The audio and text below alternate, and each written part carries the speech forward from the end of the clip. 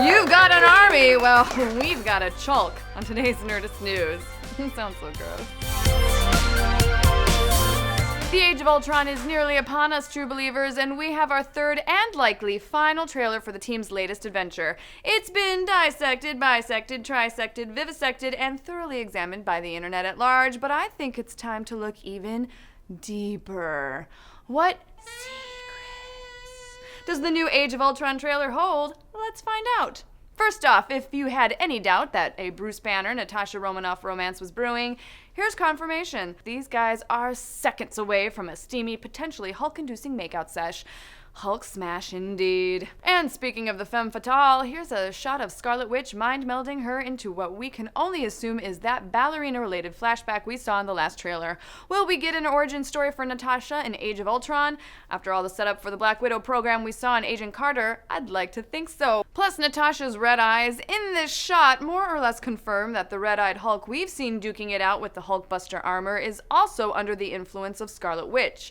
Natch. And then there's this shot. I can't even. Okay, moving on. A question. The trailer ends with this big battle against the Ultron army in what looks like some kind of European city. The Avengers are all circled around some metallic object, repelling hundreds of baby Ultrons. Heck, even Scarlet Witch is fighting with the team, confirming that we'll see the twins join the good guys in this flick. Or does it? There's someone notable missing from this group shot. Quicksilver. Does Wanda Maximoff join the good guys before her brother does? Do they face off against one another?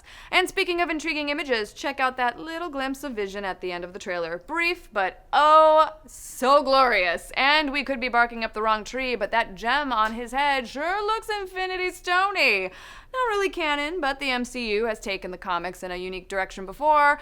Maybe a Soul Stone would give Vision a reason to grow emotions and eventually join up with the good guys.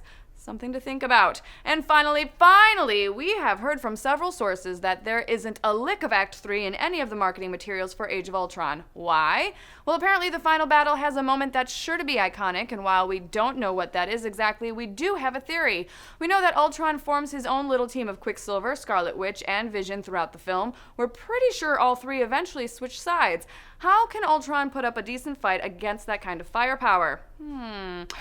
Perhaps by assembling the Masters of Evil, a supervillain team to rival the power of even Earth's mightiest heroes. Think about it, folks. We know Black Panther villain Ulysses Klaue is in the movie. We know Abomination, the villain from Incredible Hulk, is still alive, and that Tim Roth confirmed he was, at least at some point, considered for the film. We know Joss Whedon has wanted to bring Red Skull back. He almost did it for Avengers 1, and we know that something is still brewing with the Mandarin, as we saw in the Marvel one-shot All Hail the King. In fact, there may even be a clue embedded in the trailer itself. See Ultron wearing that red hood? Well, in the comics, in his very first appearance, the robot masqueraded as a villain named the Crimson Cowl in a storyline in which he assembled, you guessed it, the Masters of Evil. But tell me, guys, what do you think? Could the Masters of Evil show up in Avengers 2? Are you hashtag team Brucetasha or Captasha or Hawktasha? Or is she a stone-cold Soviet badass who don't need no man?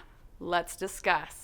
Leave your comments below, click my Hulk baby to subscribe to the Nerdist channel. Dan will tell you the rules of spoilers on the Dan Cave, and head on over to Nerdist.com for even more Nerdist news.